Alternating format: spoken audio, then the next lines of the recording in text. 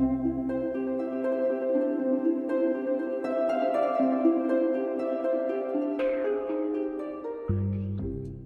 everyone, and welcome to episode 461 of the Juicebox Podcast.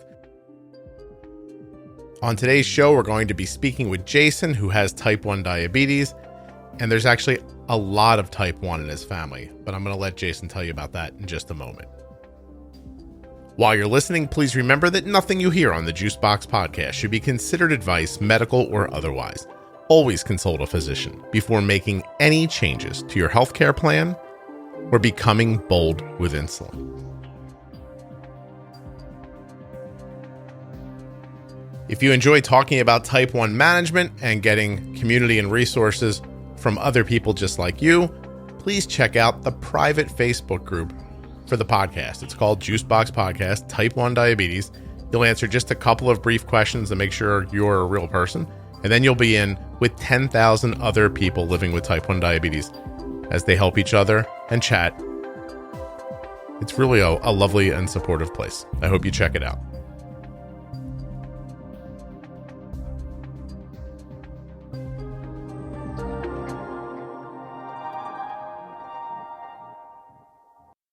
This episode of the Juicebox Podcast is sponsored by Touched. This episode of the Juicebox Podcast is sponsored by Omnipod, Dexcom, and Touched by Type 1. Find out more about the Dexcom G6 continuous glucose monitor at dexcom.com/juicebox. See if you're eligible for a free 30-day trial of the Omnipod Dash at myomnipod.com/juicebox. Wait a minute. They've changed the URL. I have been saying to you, myomnipod.com/juicebox for a very long time. But starting today, drumroll, it's just omnipod.com/juicebox. Links in the show notes, links at juiceboxpodcast.com. When you click the links, you're supporting the show. Thank you very much. And here is Jason. I'm Jason, and I am type 1 diabetic, and I have a lot more to that story, I guess.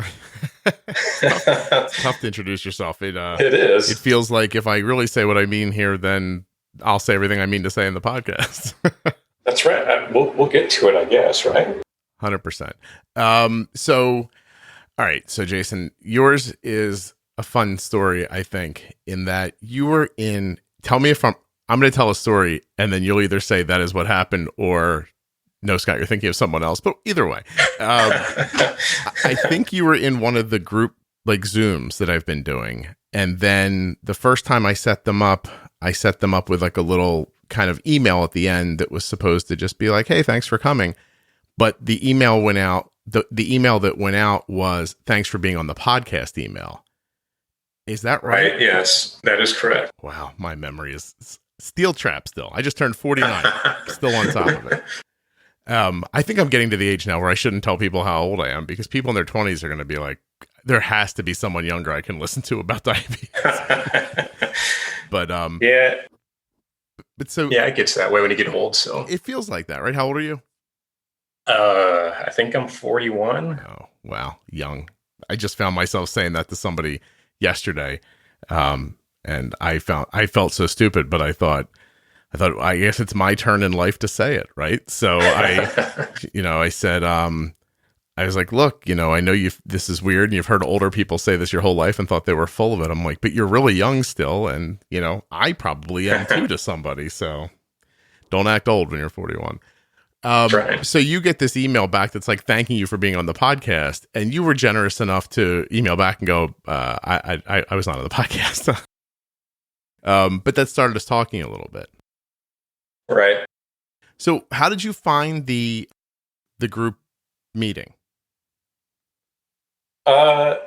So I'm on the Facebook group for the Juicebox, and then the other closed group or whatever. Mm-hmm. And I happened to see it on there, so that's why I joined in. Because it was being made available just to the closed group people. Right. Yeah. Right. I see a lot of I feel like this is a dirty word I don't really believe in, but I see content creators panicking trying to keep their audience. And they're always like, I'll make a private Facebook group, or, I'll come talk to you. Won't that be exciting? And I think that's weird, but okay. And then they offer things to them that, everyone else doesn't get. And I had been doing these Zooms for everybody. And then I thought, well, let me go to the people who are really focused on management stuff and see what, if they'd like to get together. And that's why I did it just for them, not because I'm trying to exclude anyone else. But I find the conversation to be really kind of lightening, maybe somewhat more than enlightening, just a nice thing to do to get it together with a bunch of people and, hear them talk about stuff that a lot of people don't speak about in your day-to-day life. Did you talk on the call? I did not.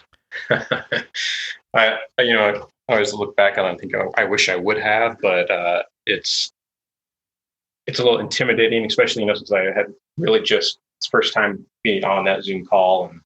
And there were a lot of people there definitely that seemed more experienced with dealing with you and everything. So I was slightly afraid to speak, I guess. That's interesting, but I need you to dig deeper into dealing with me. What do you mean by that? Well, you're definitely a chatty guy, and you're very knowledgeable about the subject. And sometimes, you're around people that are incredibly knowledgeable. You just want to sit back and listen. But it's kind of a two-way street. You got to kick off that conversation with you to get you to talk about it. Well, I have to say, it sounded more polite the second way you said it, so that's. I thought, oh, is there something about me I don't know? But it's funny in this scenario, or even with the podcast. Some people are more chatty than others, and I talk when people aren't talking.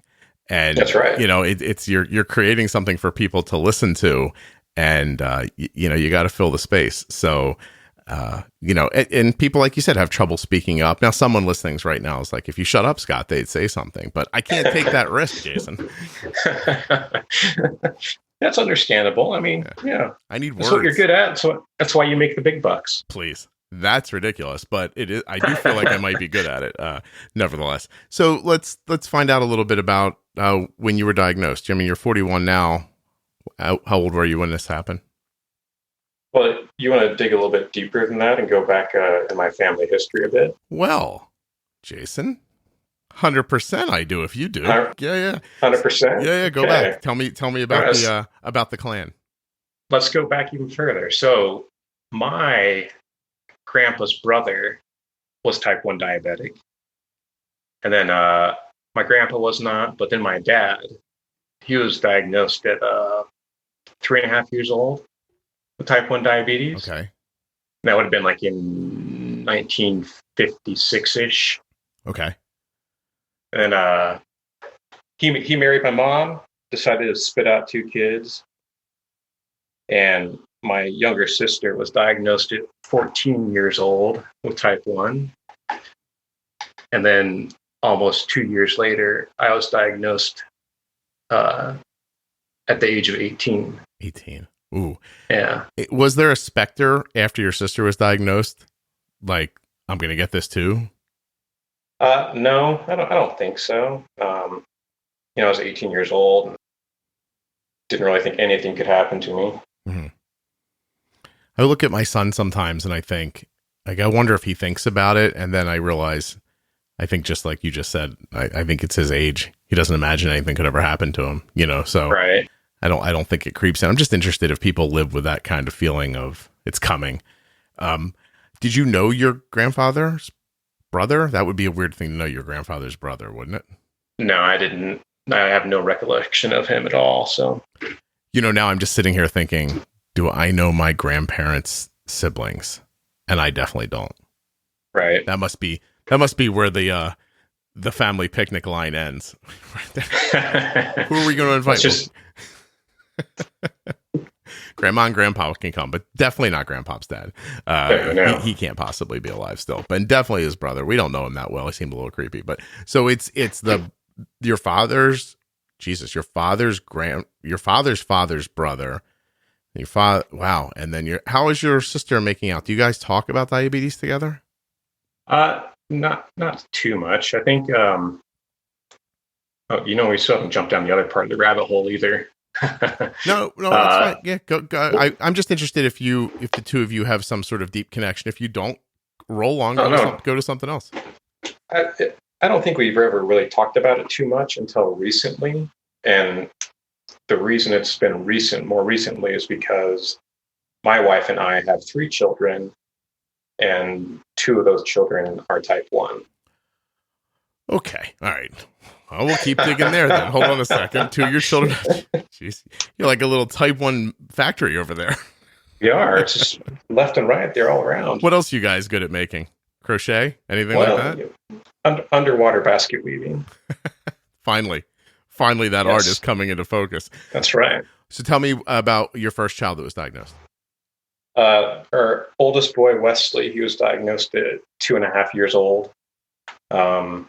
We caught it pretty quick, because I'm hyper aware of the symptoms. Mm-hmm. And then our middle child, Cooper, he was diagnosed at 11 months old. Diving right in, wasting no time.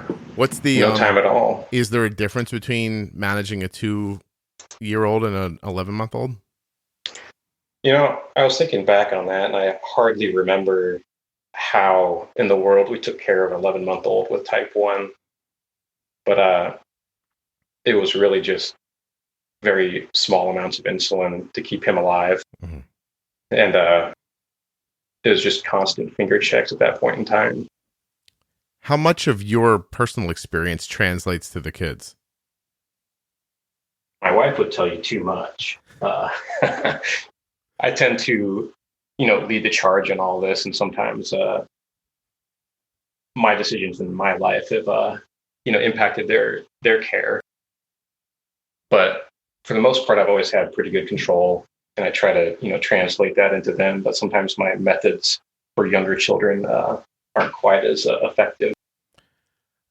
Okay. How are they not as effective? What do you do for yourself that doesn't work for them? Also, by the way, I want to let you off the hook on what your wife would say or not say, because spouses in general, what are you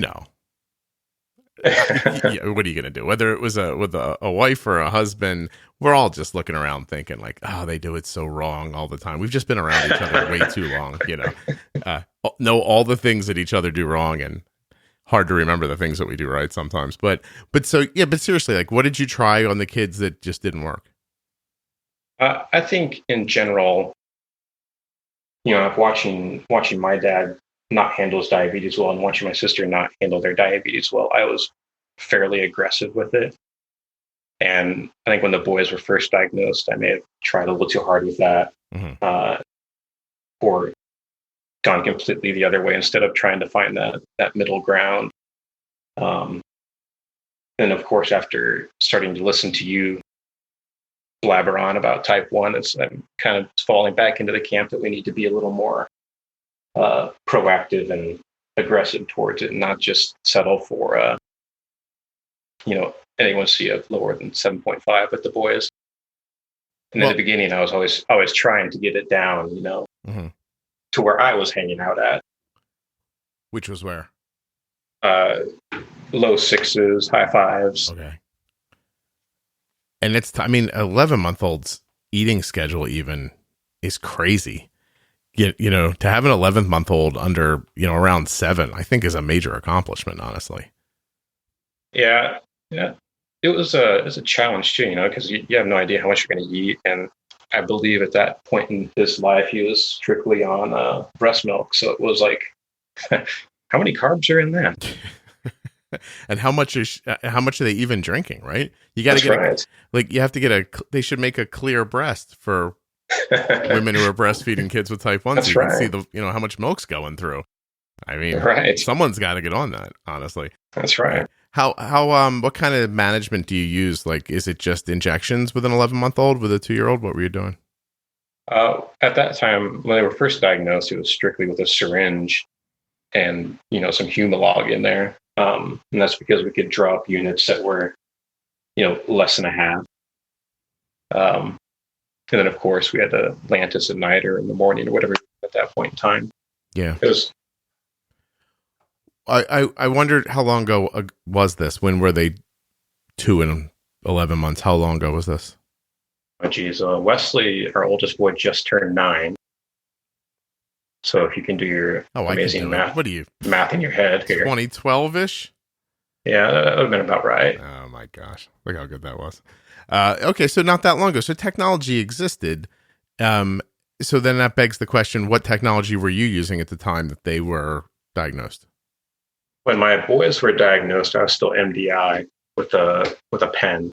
Mm-hmm. Then I think shortly after Wesley was diagnosed is when I decided, hey, I got to do something for him to make him think that, hey, pumps are cool. So at that point in time, we both jumped on the Omnipod and Dexcom. And it didn't change my A1C much. And it really didn't affect him too much because he was afraid of it, I guess. And we kind of used it for, I think, maybe a year with him. And I continued on using it after that, of course. So when you say it didn't change your A1C much, did it change your lows? Did it change how you got to your A1C? Yeah, I experienced, fewer lows. I was a little more controlled, say, over the night hours, because you could adjust the rates overnight or whatnot. So maybe you're coming to your A1C more honestly, I guess. Yeah. That standard deviation or whatever was probably substantially lower after switching to the pump. Gotcha. Yeah, I think it's how would people know, right? Like people who have super low A1Cs but are achieving them because they're overnight, they're sleeping and their blood sugar's 55 all night and they don't realize it. Like how, right.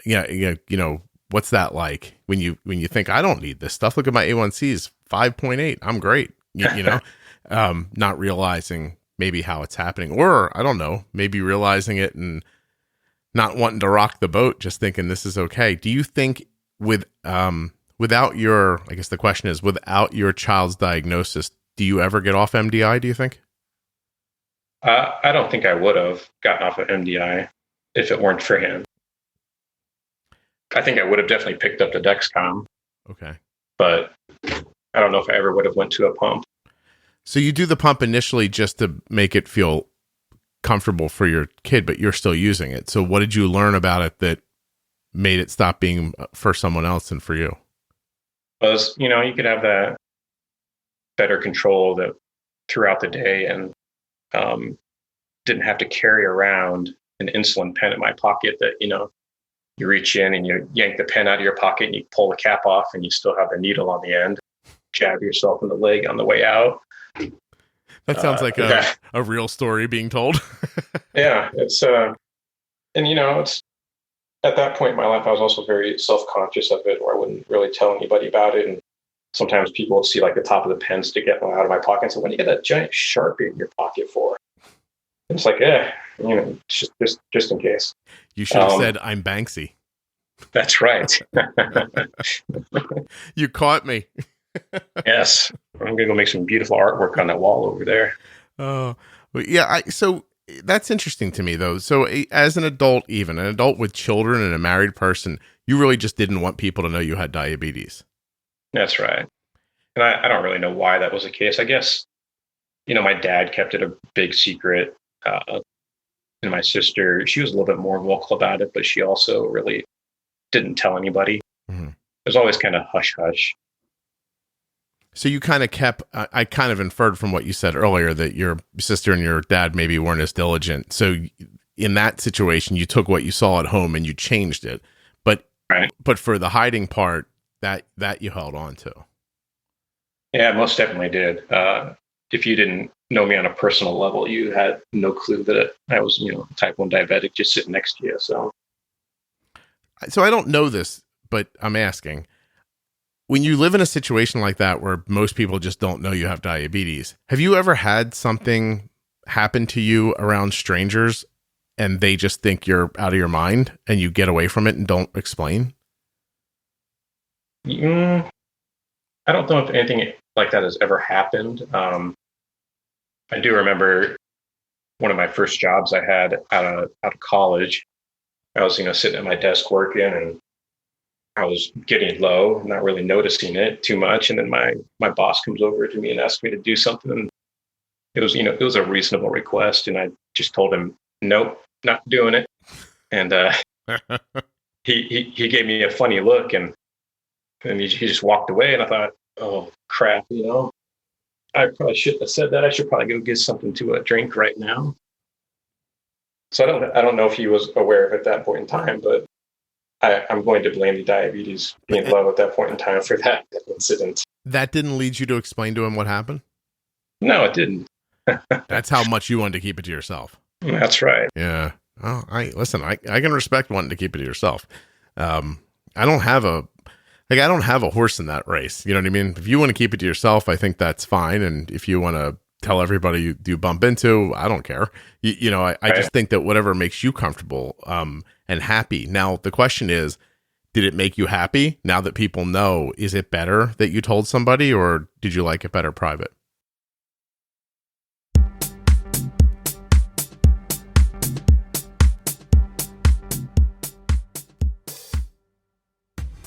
Have you been on the fence about starting with an insulin pump?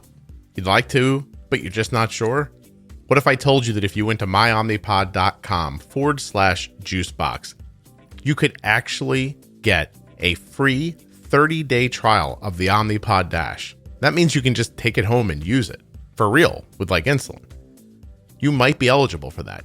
And the way to find out is by going to myomnipod.com/juicebox. When you get there, you'll just answer a couple of quick questions and the process will be on its way. Won't cost you anything, and there's no risk. Here's what you get with Omnipod. First of all, it is tubeless, meaning you are not connected to anything. You wear the Omnipod, and the Omnipod is controlled with a wireless controller. If you're already a pumper, no more jamming stuff in your bra, in your pants, down your belt. None of that has to happen. No getting your tubing caught on doorknobs or dresser handles. And of course, you don't have to disconnect to swim, bathe, or to play rough sports. You can just keep the Omnipod on the entire time, constantly getting your basal insulin and having easy access to bolusing. myomnipod.com/juicebox. Go check it out right now and see what you think. No obligation. You might be eligible. It'll take you 2 seconds to find out. A free trial for 30 days is worth looking into. Some other things worth looking into are Touched by Type 1. Now you can find them on Facebook and Instagram and at touchedbytype1.org. It's absolutely my favorite diabetes organization. They would love it if you just took a look, nothing to do. They just want you to see what they're about. touchedbytype1.org. And the technology at the core of every decision that we make with insulin is the Dexcom G6 continuous glucose monitor. And you can find out more about it at dexcom.com/juicebox. Number of great things about Dexcom. First of all, no more finger sticks, constant readings, getting to see your blood sugar's speed and direction, giving you insights to things like pre-bolusing your meals or how different foods affect your blood sugar. Dexcom also allows you to share your information with up to 10 followers. I have my phone right here. I open it up. I click on the Dexcom app. Arden's blood sugar is 92 and stable. I can see that right there on my phone. I did that in real time, and you could as well. Do you know who else could do that? A school nurse, your sister, a friend, your brother, your husband, anybody who you want to give access to. Earlier today, I interviewed a woman who's had type 1 diabetes for 50 years, and she told me that the Dexcom is the single greatest tool she's ever seen in the history of managing insulin. That's quite a statement from someone who's been living with type 1 for 5 decades. Check it out at dexcom.com/juicebox. There's links in the show notes of your podcast player. There are links at juiceboxpodcast.com where you can just type them into your browser. Omnipod.com/juicebox. Dexcom.com/juicebox. Touchedbytype1.org. Let's get back to Jason.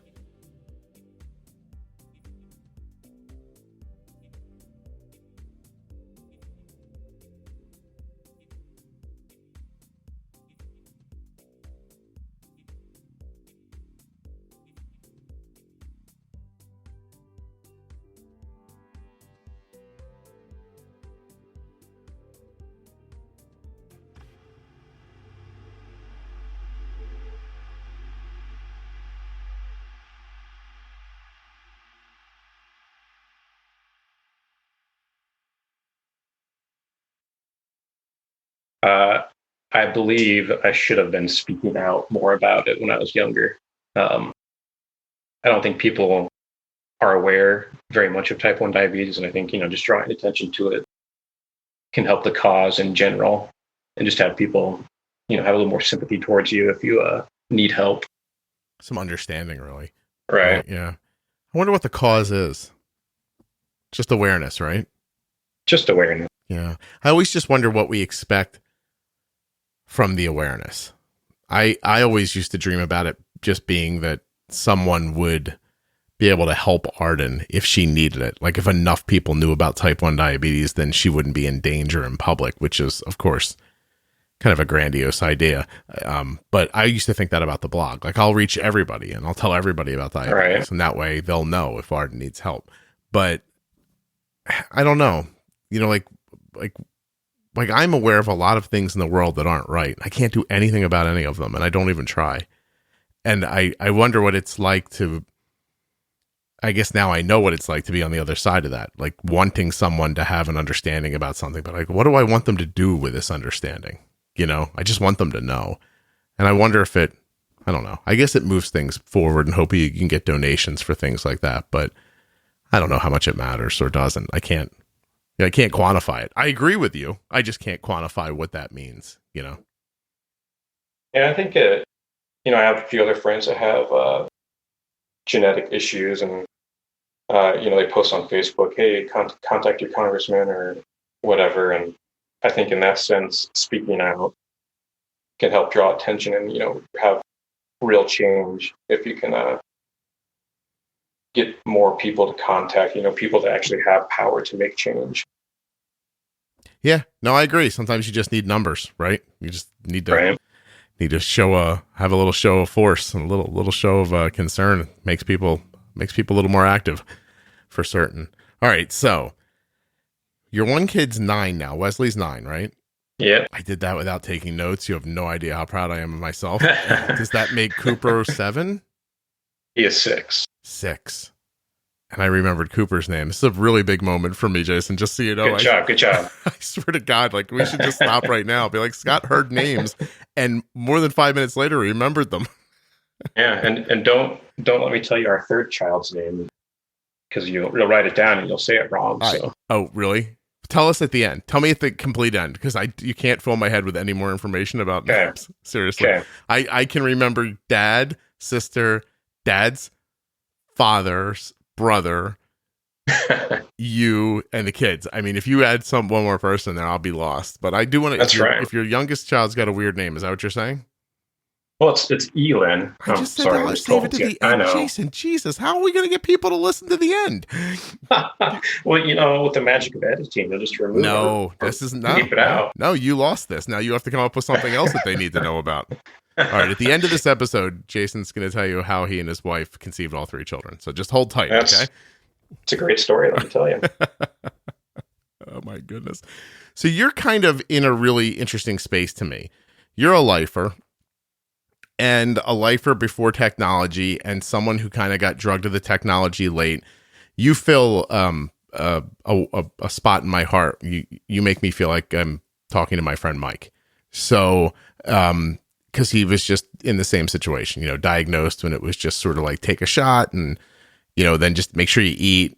If you get dizzy, have some juice. You don't really have a meter, that kind of life. And there's something about the pathway out of that time in diabetes that doesn't somehow lead most of you to the next level.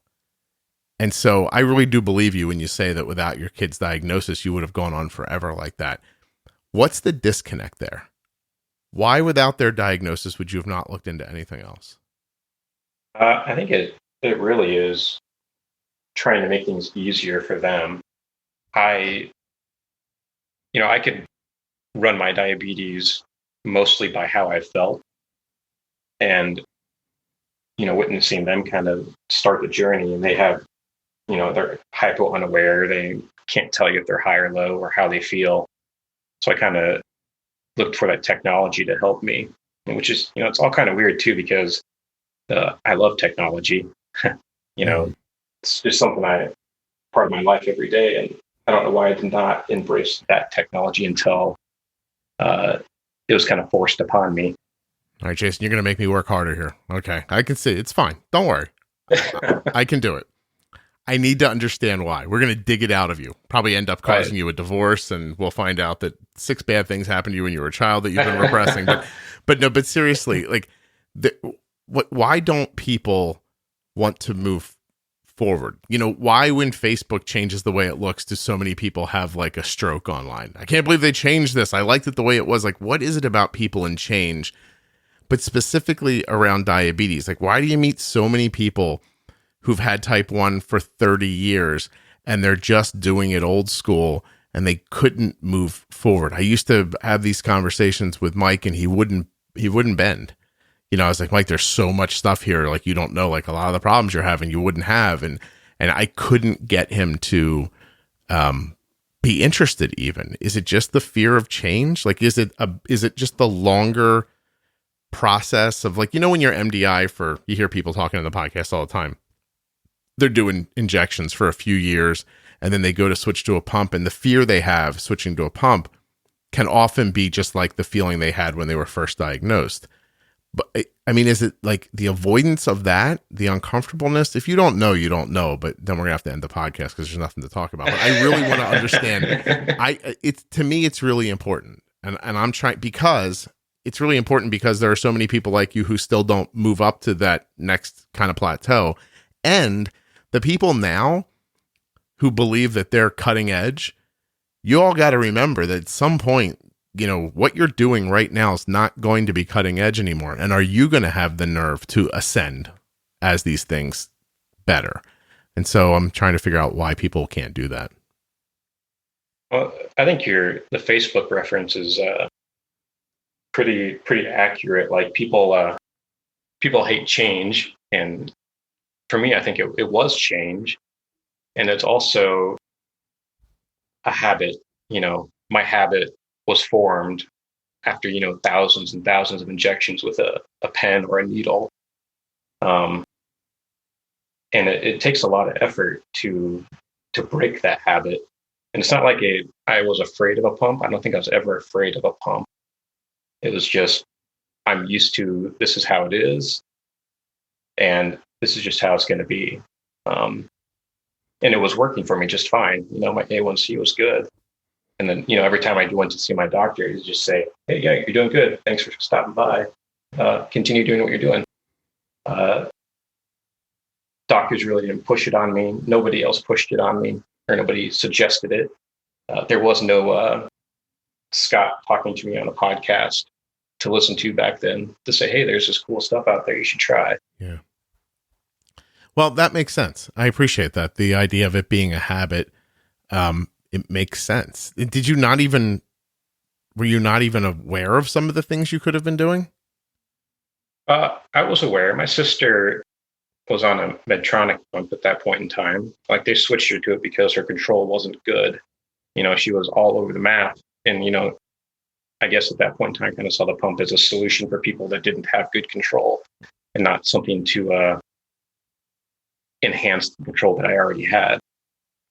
That's how it felt yeah. You know, it's funny. I think it depends on who you are and the doctor. You know, like if you happen to be in your sister's position, then somebody might say, well, try a pump. This might help. And I've also heard people say you can't have a pump until you figure out how to do it on your own, which doesn't make sense to me very much. But the pump being mainly a delivery system is, you know, I don't understand why somebody can't have a pump if they're struggling with MDI. But right. I guess if you're struggling, the hope would be it would help you do better. And if you're doing, you know, good, you know, better than that, and so on and so forth, and down into fine tuning to, I mean, there's got to be a place where you can't just do any better. Hopefully we'll all get to that, where the technology just gets us all to a spot where you just couldn't possibly do any better. Right. Did your sister have bad experiences that tainted you by any chance, or no? No, I think, well, I sat down and talked to my mom about this not too long ago. And, you know, like, our stories between my sister and I are completely different. She just kind of followed more along the lines of my dad's footsteps, and didn't really care too much about it, didn't put much effort into it. And then, I saw that and thought, well, that's not the way it's going to go. Good for you. It's a big leap to make. It really is to break a tradition of a family tradition of any kind is not easy to do. So, right. Yeah, I am as happy for you about it as I think that it's, probably one of those things you can't really even put on your sister. You know what I mean? It's just, right. You just learn by seeing things. And now you're trying to make this experience for your kids, even better than that. And is that working? I don't know how aware, other than the fact that they know they have diabetes, that they are. Like when we first tried the Omnipod on Wesley, I think he was 3 or 3.5 or something like that. He was just scared to death of the clicking that, it makes when it's priming. And that kind of scared him away from it. And then, him talking about being scared about it made his brother scared about it when we could actually talk to both of them about it. And not until recently here, until 2 weeks ago, we started talking to him about it again. And now Wesley's kind of saying, hey, it is, maybe I do want a pump. So we're in the process of getting that ball rolling again to see if we can get an Omnipod on him. Well, that's excellent. And he came to it on his own. Well, I planted the seeds. Did he see you planting them, or were they just planted? Oh, they were just planted. I just dropped subtle hints here and there. And he's, starting to come around to the light side of things. And he seems to be interested in it now.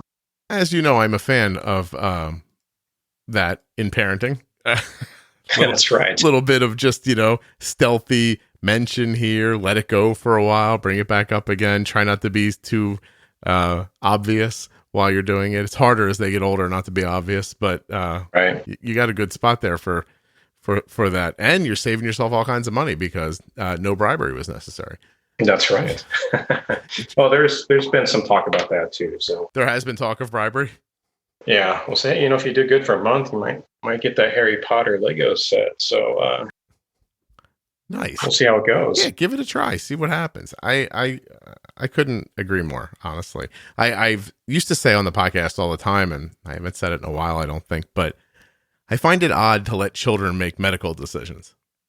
Like, right. I hear the argument, it's their body, don't make them do it if you don't want. And I'm not saying that. Like, if someone's having some crazy adverse reaction to the idea of wearing an insulin pump, like, I'm not saying force them to do it. I don't even mean that in the tiniest bit. But if it's an ambivalence and you can massage the situation, I don't see why not. And I don't know. Like, I've said it a million times. If there was a pill that was keeping your kids alive and they didn't want to take it, like, would you just go, well, it's his body, he doesn't want to take it? Seems weird to me. So, and not that people can't do really well on MDI. I'm not saying that. I'm just saying if there's a better way for you, it's weird to put a 7-year-old in charge of that decision. Yeah, I think with our decision to stop the Omnipod originally it was really getting down to like a knockdown, drag out fight to get a pod on him. And it wasn't worth the struggle at that point in time. It was tears, crying, running, hiding. Running. How old was he at that point? 3.5, I think. Yeah. I don't know. I'm somehow amused by the idea of a diapered child, like, just blowing through the house, yelling, ah! They do, and they have superhuman strength too at that age. So I know, for their size, like an ant almost. You feel like they could, till you really put them to the test, till you ask them to roof the house or something. They really can't. That's right. They're basically useless, honestly. But I mean, again, smart decision. Just follow the comfortable path, and now look, you're back. So I'm down with that idea for certain. How you said earlier that your wife thought maybe in the beginning that some of your ideas were a little aggressive, but now that the kids have had it for a while, do you have a harmonious management style, the two of you together? Do you guys, you and your wife, have a harmonious relationship about the control? Jason, how long have you been married? 10 years, almost 11. Oh man, you gotta go slower. Take some more deep breaths. Yeah. No, I mean, harmonious is probably a strange word to use, but I think that we both basically agree on what we're doing. I don't think that I'm bolusing and she's sitting off to the side going, oh, I wish this wasn't happening this way. I think that she doesn't maybe understand some of the aspects that I do as well, but I think we're on the same page at the very least. Are you on the same page? Or at least I think we're on chapter? We're in the same chapter. I think sometimes I take steps without, consulting her first, whether it be changes or adjustments, which, I should do a better job of. Sometimes I, step outside of that box and make some changes without telling her, and that kind of, rubs her the wrong way, which is understandable. You just spoke that sentence. I'll tell you, if you haven't been married for a while, you didn't hear it, but Jason just said, which I should do a better job of. That right there. Jason's been brainwashed, in case you're wondering. He's been told that he doesn't do a good enough job so many times that he either believes it or can say it with conviction, one or the other. Right. It's very true. Not that everyone can't do a better job. I'm not saying that. I'm just saying that there was a tone in your voice that was like, this is the part where I say I could do better. Just in case my wife hears this, which now I'm assuming you're not going to let her hear, but That's true. I keep telling her to listen, and I'm going to tell her not to listen. Well, that's interesting. Well, does she not listen to the podcast? She does not. Her job doesn't really allow her to listen to you in the background like I do. And our lives are pretty hectic otherwise, and I don't think she has a whole lot of time to sit down and listen to you for 2 hours a week or whatever it is. Does she have a full-time job? Yeah. Could she cut it back to part-time to help the podcast? No. She brings home the bacon here. So. Oh, okay. Yeah, we need her working then. That's I understand you. I see what you're saying. Yeah. Gotcha. All right. I see which way this is happening. I see why you were so good at saying I need to do a better job. That's right. If you don't do a better job at that, you're gonna have to do a better job at making money. That's true. Don't worry. I feel exactly the same way. Don't worry. No, that's cool. Obviously, everybody's life doesn't fit in. But I mean, those of you who are not listening as much as I would like you to because of work, I would like really for you to consider to stop working so you can listen to the podcast more frequently. I mean, it's reasonable. Sounds like a solid plan. Make some adjustments to help the podcast out if you can. That's right. Honestly, what are you doing? I've got plans. I need you to listen. Yeah. I mean, all of those bills are so important. Like, pick one you don't need. Get rid of Hulu.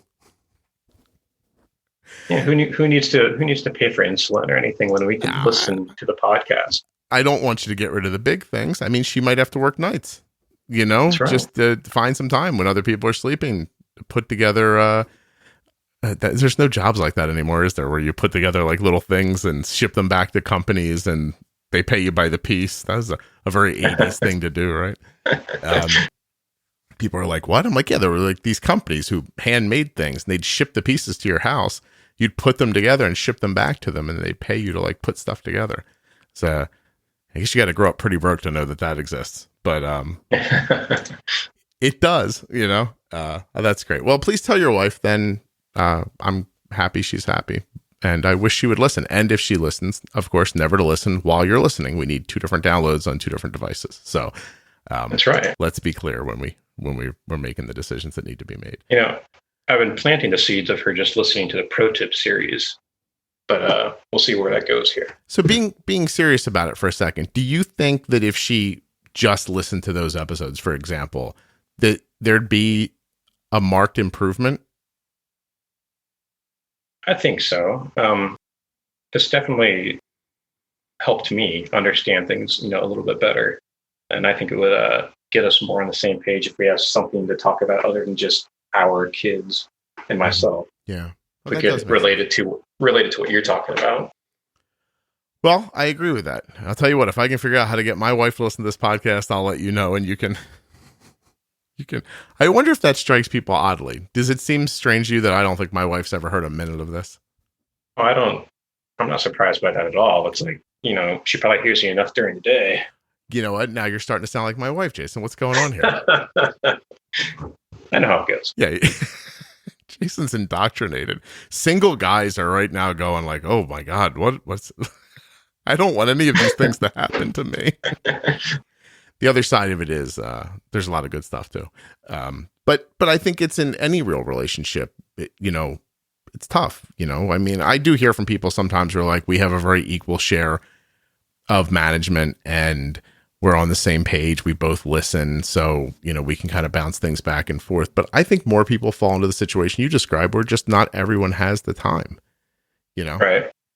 It makes sense to me. But I have to say, not focusing directly on your wife, but in a bigger way here, I think that the 20 some hours it might take to listen to those pro tips is more than a reasonable investment for return. So, I mean, that's me. I obviously am partial to them and I think they do a good job of helping, but I get it. I really do. So, okay.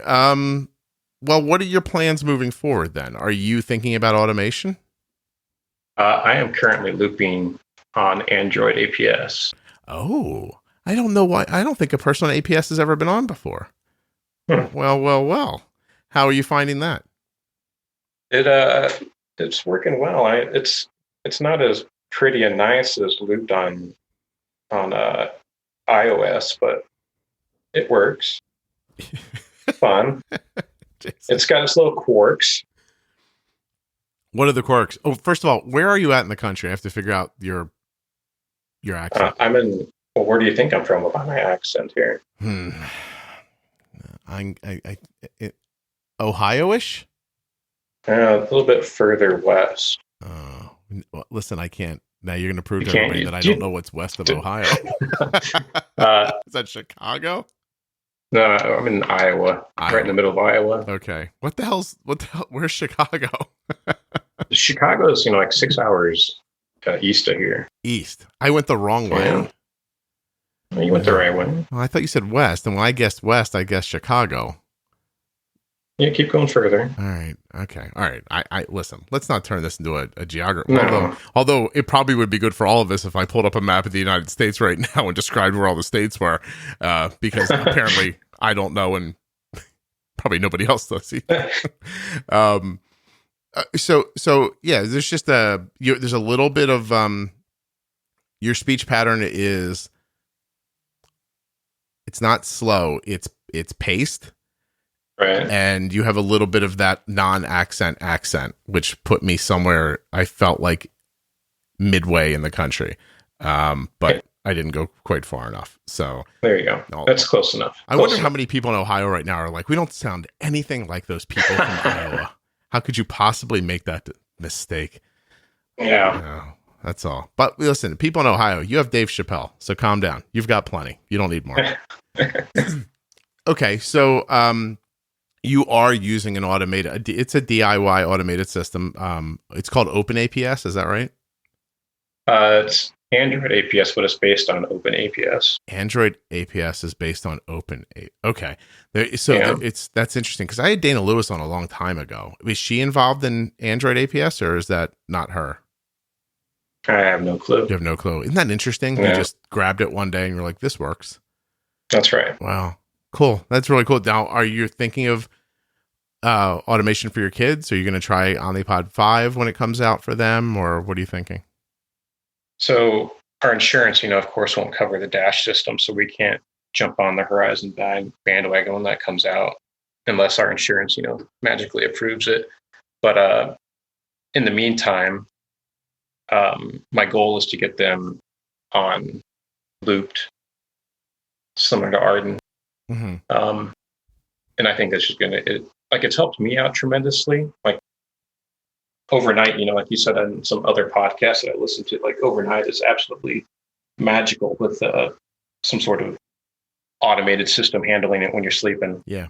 And that would really, I think, benefit our boys, definitely. I think so too. I have to say that as well as Loop works, and it really does, there's still something about, I don't know if this is just me being silly, but there is still something about it not being, not even vetted. It's really well vetted. It's just not FDA vetted. But I don't know, there's something about it just not coming out of the box and working. Like the idea that if something broke, there's no 800 number for me to call and say, hey, the thing doesn't work anymore. It's just that part of it. It is very wild, wild west of diabetes sort of feeling, just like, I look at Arden's Riley link and I think, I mean, what if that breaks? What happens, So excuse me. So I went out and I got another one. And now it's just sitting over there and I'm staring at it like, just, okay, well, I have it now if something happens. That kind of stuff is strange. Like the case on the Riley link breaks and we just glue it back together and it breaks again. And we just pile more glue on top of it until finally one day it's just a rubber ball of hot glue gun. Like sometimes I'm like, I wonder if the signal can get through all that hot glue.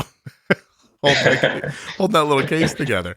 But I agree with you. It's, overnight, algorithms overnight are really spectacular. Do you have the same issues around food that people on Loop do? Just that you'll see more spikes around food and better control away from it often? Yeah. I try to pre-bolus with, the Android APS, and sometimes, I watch what the algorithm's doing. I'm like thinking to myself, why are you doing that? Yeah. And I've tried to, work around getting those slight spikes after you eat, by disabling the loop for an hour or whatever, and, letting me make the decisions instead of the algorithm at that point in time. Mm-hmm. No, I see it, and it's not perfect, obviously. Nothing is. Although, here's a great example. Right now, Arden is at the very end of a pump site. And it needs to be changed. And it will be. Like when I get done here, I think, I'm going to say to her, I think your pump should be changed. But the reason I bring it up is because that I can see that for over like the last 8 hours, I think the site's been failing. But the loop keeps pushing more insulin in to take care of the drift up that's trying to happen. If she wasn't on loop, or any algorithm based like system, I think overnight last night and into the morning today, I think Arden's blood sugar would have ended up in the mid 200s. Right. But instead, every time it tries to get over 120, this thing's just like, here's more. And it's happening so much because, like I said, I think the site's just bad. It's kind of all inspiring when you look at it. Like, I wish you could just see what I'm looking at right now. She's been getting micro boluses for hours and hours and hours. And it's doing the job. It's holding her down. That's the kind of little stuff, you're going to be amazed by when, Horizon, which is called, by the way, not called Horizon anymore. It's Omnipod 5. Or, even if you're using T-Slim or whatever you end up using, honestly. One of these DIY ones. Really spectacular. Like, I try to imagine her as an adult, at noon, at lunch, at her job, and realizing her site's going bad and she's not going to be home till 6 o'clock. And this thing's going to be the difference between 100 points in her blood sugar in a situation like that. That is very, very, very cool. And so, is your wife on board with that? Or is this one of these things you'll have to do in the dead of night when no one's looking? Cover of darkness? I think she's definitely worried about it. She said, so who makes this? People on the internet. Yeah, it's just people on the internet. How do you get help? There's a Facebook group. You should have called the Facebook group customer service. There we go. The people on the internet are a highly curated collection of engineering professionals. See, I fixed it. There we go. I could have used you like 2 weeks ago. I've been married a lot longer than you, Jason. That's right. I know how to roll. Actually, I have been married a lot longer than you. Did you get married late? Or did I get married early? Yeah, probably a little bit of both. Yeah, probably. I know for sure I was too young. So, just finding the right girl, Jason? Yeah, I moved around a little bit. And when I decided to move back to Iowa, I decided, maybe it's time to settle down a bit here. That's when what were you doing? Drifter? Cooking meth? Oh. What were you up to? Well, I was following another girl at that point in time. Did you? Yeah. Yeah. Where did she drag your ass to? Well, we started in Iowa, and she got accepted to grad school in San Diego. So I moved there, and that only lasted a year when we were there. So I lived there for just a little bit longer because how can you not pass up 70 degrees every day? Yeah, you were away from the mic for a second, but I think I took your meaning. It's hard to turn down San Diego. San Diego sounds really nice. So Yeah. were you like a grad school house husband? What'd you do? Cooked? Did the cleaning? At that point in time, I was the breadwinner. I was working, supporting us. I hear All what you're that saying. when I was there. There's a person out in the world somewhere living off your hard work who, is that what you're saying? Yeah, that's what I'm saying. That's interesting. Did you, and this has nothing to do with anything, but did you imagine the two of you would get married? At that point in my life, I thought that was a high possibility. I wouldn't have moved, halfway across the country just to... For a girl that smiled at you in a bar once? Yeah. That's right. I would have. I'm just... I'm kidding. I definitely wouldn't have. But I could see it happening for certain. That's interesting. So then when that falls apart or dissolves mutually or whatever Angelina Jolie called it, what did that... no, was it... Who... Oh, what famous person said they were consciously uncoupling? It's the Coldplay boy and the girl from the Marvel movies whose mom and dad are famous. Come on. Gwyneth Paltrow. There we go. Right? Exactly. That's exactly what it was like. You all just got an incredible look into how my brain finds answers, in case you're wondering.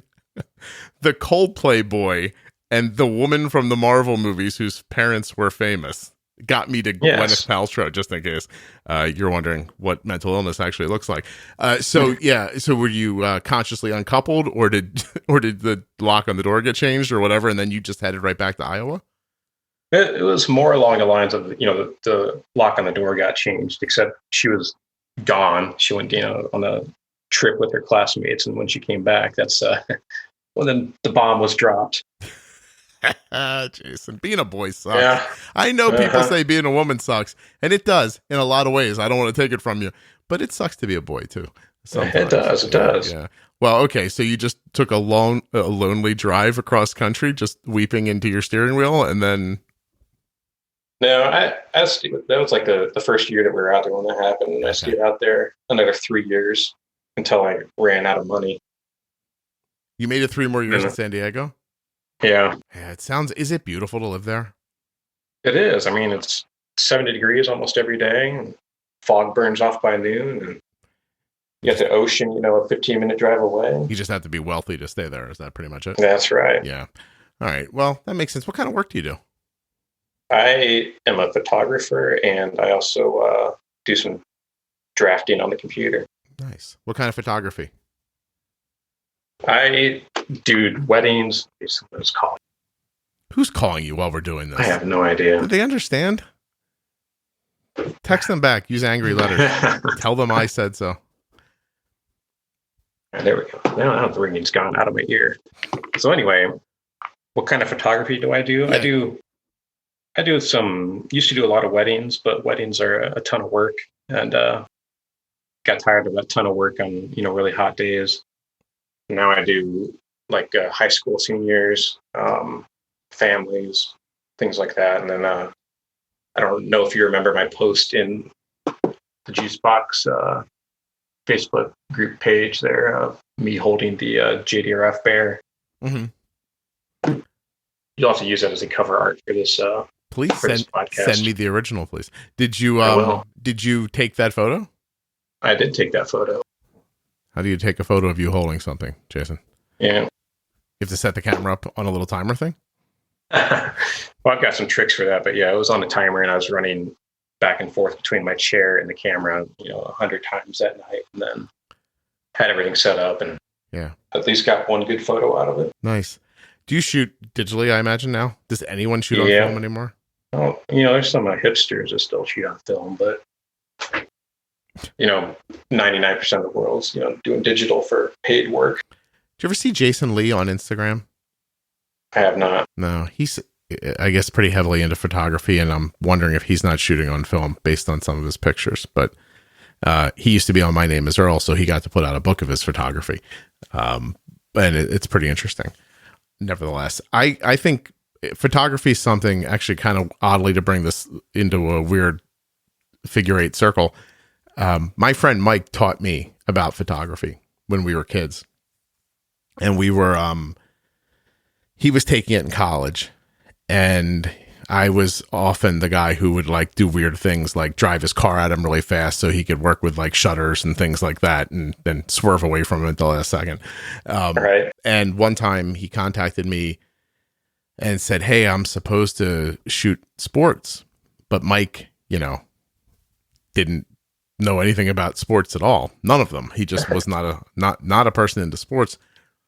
And I said, "Well, the Philadelphia Eagles have training camp like an hour from here. We could like pay a couple of bucks, stand off to the side, and you could shoot professional football players. That would be pretty, I mean, that's the best thing I can imagine for the cheapest, and it'll give you real access and you can move around and everything."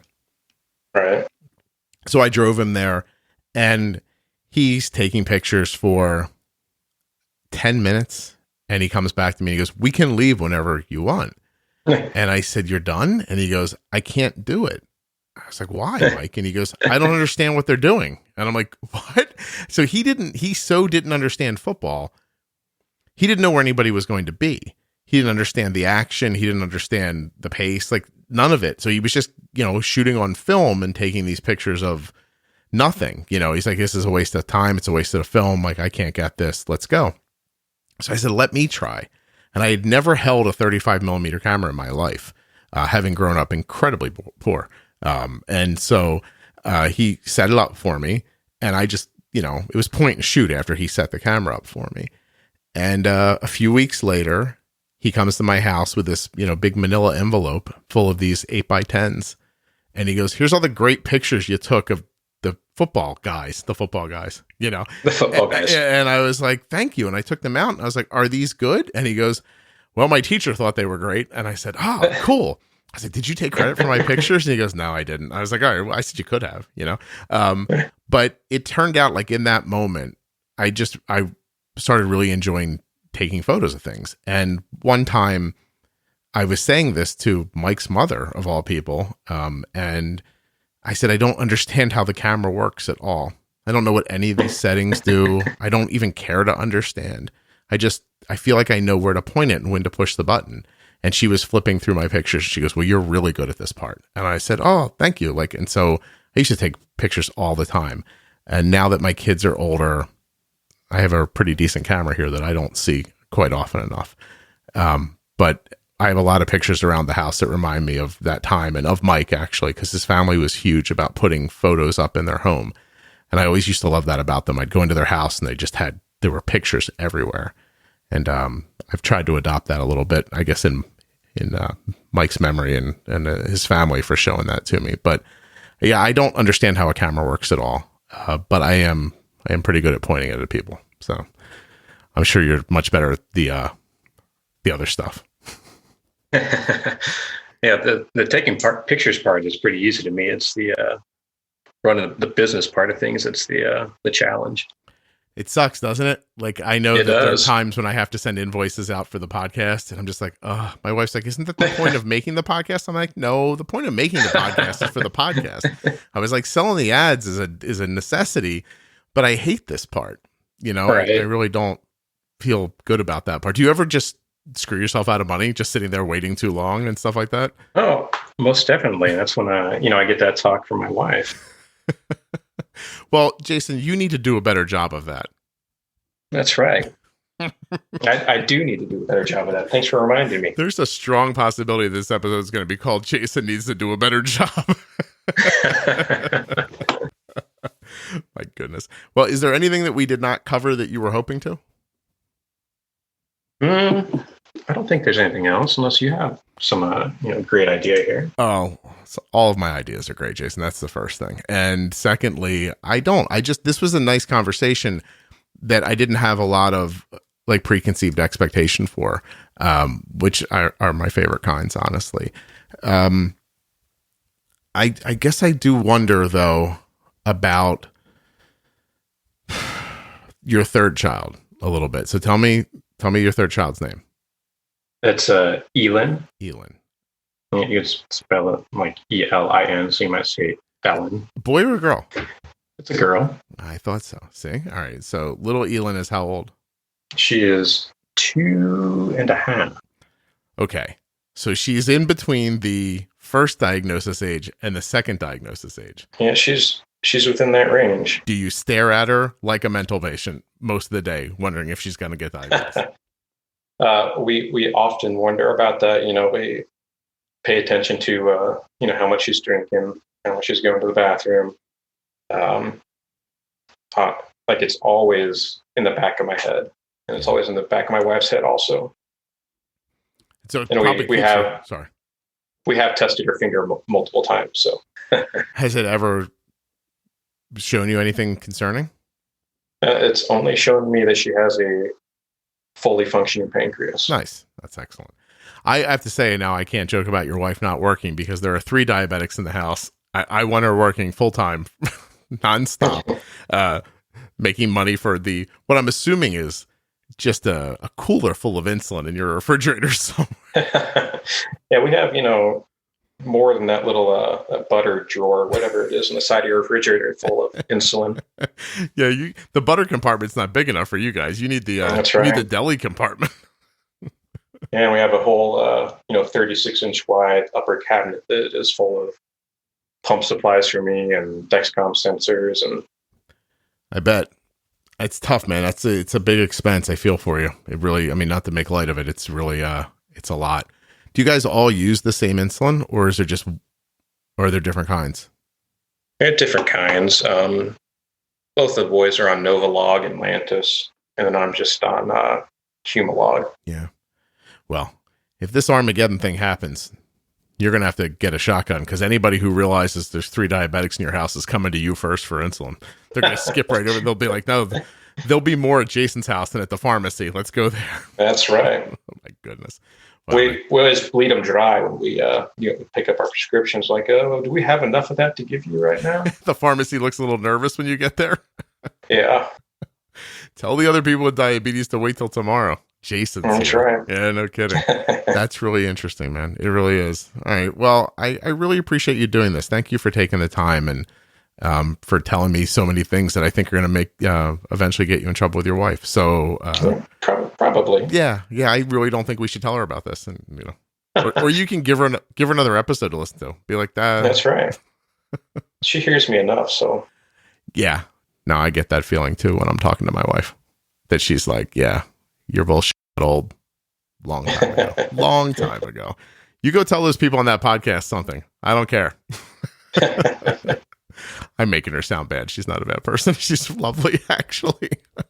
But it's not funny to say she's lovely, Jason. There's no win in that for me, really. You're on the You don't have anything to fear because she doesn't listen to the podcast. So right. Hey, listen, at the end of this, just in case, do you want to say anything really lovely to your wife that would be endearing, just in case she makes it this far? She makes it this far. She is young and beautiful, and she is very knowledgeable about what should be done to take care of our boys. And the girl that you went to San Diego with, she was a huge mistake and probably just not worth it at all, right? That's right. Right. I would not be where I'm at without her. Yeah. Well, Jason, you need to do better. That's all I can say. I'm sorry. No, don't see that. See how good that was? Is everyone listening? He said, I'm sorry before he even knew what he was apologizing for. Jason, right. You're good at this. You're going to be married forever. I don't know if that sounds good or bad to you, so I'm going to let you go now.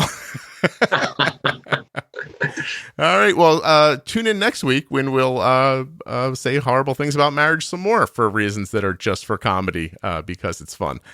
Anyway, hold on 1 second, Jason. I want to thank you when we're not recording.